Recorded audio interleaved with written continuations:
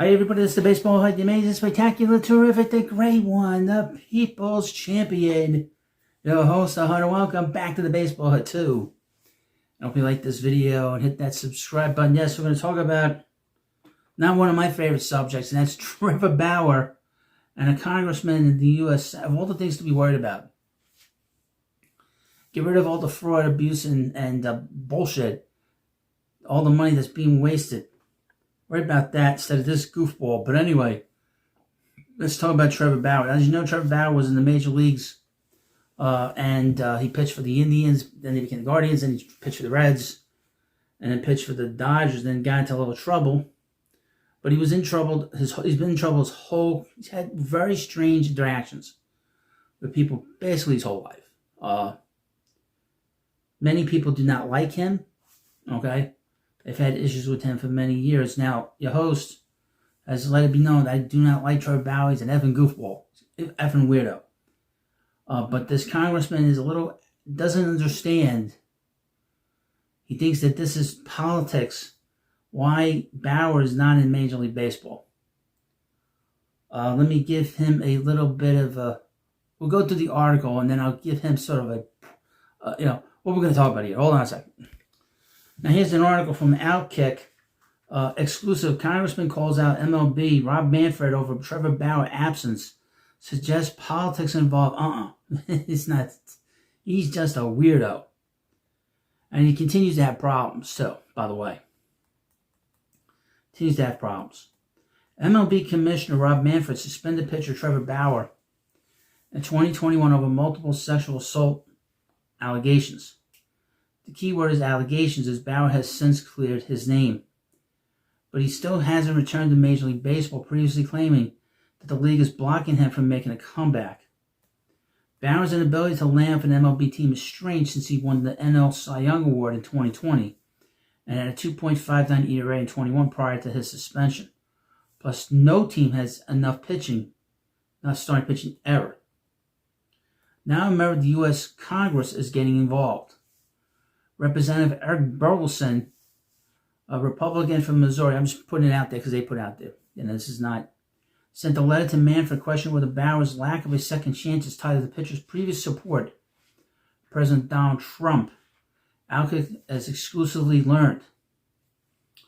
Quote, Mr. Bauer was suspended for 324 games, the longest non-lifetime suspension in the history of the league, despite the fact that the Los Angeles County District Attorney's Office declined to pursue criminal charges against him, citing insufficient evidence, Burleson wrote.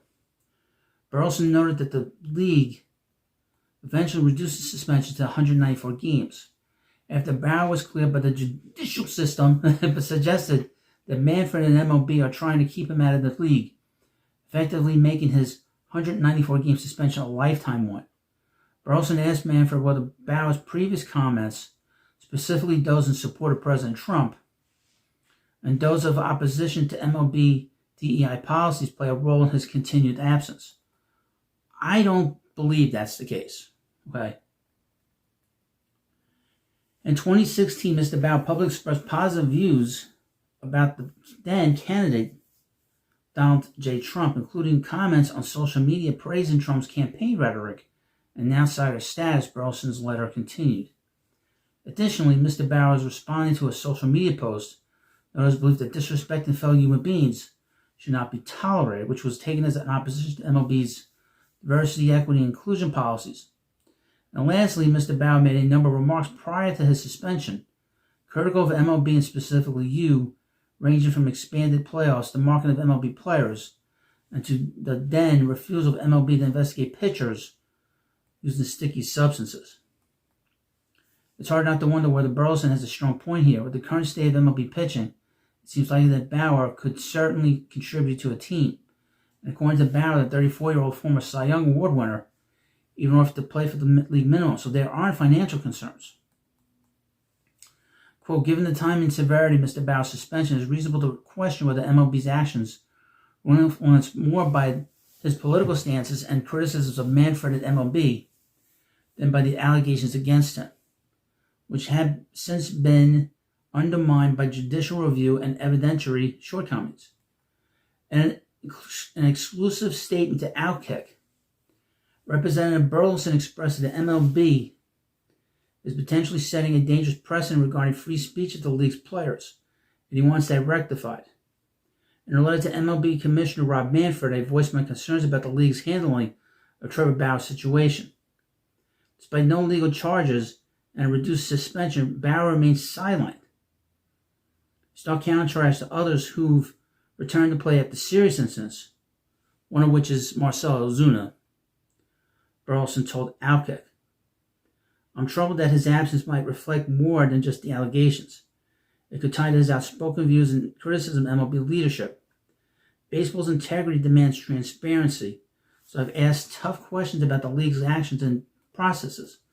Fans deserve answers, and I'm pushing MLB to respond openly and promptly. Fairness and accountability matter on and off the field. I'll have a follow-up for this video. Believe me, this is kind of serious. Outkick asked Manfred and Major League Baseball for comment on Burleson's letter. It could not be immediately reached. Also, Outkick reached out to Trevor Bauer for comment, but he could not be immediately reached. Now, here's the thing. Trevor Bauer has a history that's beyond politics. This is a guy that tends to be a very strange individual within his own clubhouse. He's a guy that he's been a very troubled guy since he was a kid. Doesn't get along with teammates, has issues with a lot of people. And he's an effing weirdo, like I said. Very strange guy. When he pitched in Japan, and he pitched really well, he pitched good, he's one of the better pitchers in Japan. This was about a year or two ago. And when he was getting ready to leave, I guess there was some kind of like a horrible thing that happened in Japan where this U.S. Navy, I'm just doing this off the top of my head, some U.S. Navy, some sailor supposedly had raped or sexually assaulted a Japanese girl there, and he made, and this is Bauer, said some very offensive things to the Japanese about that situation. He wished the sailor good luck. That did not go over well, and he had to apologize for that. Just recently, pitching in the Mexican League, he was having meltdowns on the mound against the opponent, which is unusual to see that these days.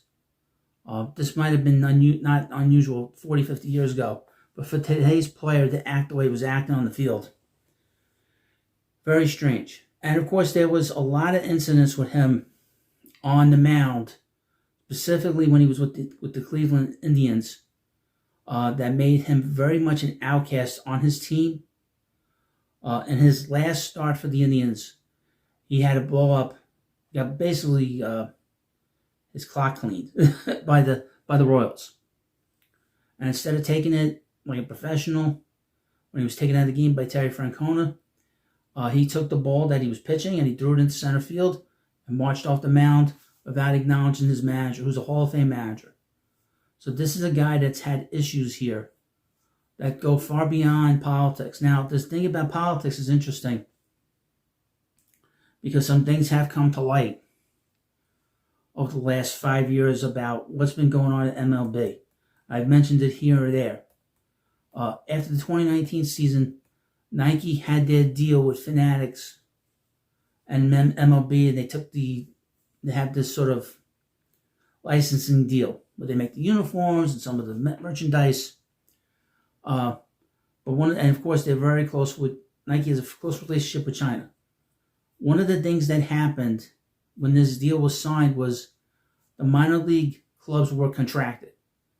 All those jobs on these small towns and in South Carolina and North Carolina, out west, there was the Staten Island Yankees. All those teams basically shut down. And supposedly, according to this deal, Major League Baseball agreed with China to put baseball camps in China. So we lost jobs from America and they went to China. You're talking about not only baseball players playing there that are Chinese, but we also have all kinds of towns that are probably have these camps, these baseball camps, the development camps, and they could have been minor league teams. Here's the thing: when you have a minor league team. It's not just the people around the ballpark, in the ballpark, that are doing well. You have people around the ballpark, around the neighborhoods that these ballparks are built around. And those teams and those little towns and cities, they do well during the summer years. So during the summertime, they're all going. And here's the thing: the Staten Island Yankees were so pissed off because they were separately owned by. They weren't owned by the Steinbrenners. They had separate ownership. They were so pissed that they sued the Yankees. And Major League Baseball basically had to settle with them, and they had to be included into the Atlantic League, meaning that they had a developmental contract with Major League Baseball. In other words, if an older player was in the minor leagues, he could go to the Atlantic League and try to revive his career. So this was a pretty big deal. This contract with Nike had a real domino effect and a negative effect on this country. In 2020, we all remember the players taking knees, okay? According to former players, one being Aubrey Huff, who's a very controversial guy, said that 90%, if not more, did not want to take the knee for the national anthem. Almost 90 to 95% of them didn't want to do it. He was outcast. He was belittled 5 years ago. Over the last 6 months, I think, a former Major League catcher, Jonathan Lucroy, said, yes, the players did not want to take a knee. They were being forced by Major League Baseball. Major League Baseball is in concert and in league with China. Okay, let's be honest. And President Trump mentioned how much they're in trouble. Because we got all this deferred money and all this deferred money on the Dodgers. You can't have that kind of deferred money and think that your league is doing well. Sorry, that's kicking the can down the road. It's kicking debt down the road. Also, there's a little bit of inequity here. Bauer should not have been, looking back now on, he should not have been suspended 194 games if it was reduced. He should have been allowed. He shouldn't have been suspended to that level. We had guys that, and obviously those allegations were false. That's fine. People make mistakes. But when you have a guy like Marcell Ozuna who strangled his wife and is still playing to this day, no one says anything about it. Nobody. Except for me. Except for your host here. And then we go to what they did with the Astros. The 2017 Astros cheated. Everybody knows they cheated. There's no repercussions to that. Nothing. No repercussions to that whole situation. And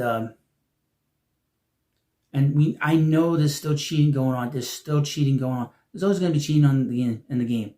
But we have to know that there's continued cheating going on in the game. If you're not going to suspend players, if there's no discipline in the players, and that goes to leadership with Manfred, by the way, then you're going to continue to have it. So as you get caught, it's no problem. But the Astros got caught, And finally, this is the problem. Like I said, Trevor Bauer he was a number 3 starter, okay? He wasn't a guy that people went to the ballpark to go see him pitch. So that's another reason why they casted him aside, to be honest with you. That's why they casted him aside. Shohei Ohtani last year was involved with this, gambling with this interpreter. Look how quick justice came down hard on the interpreter.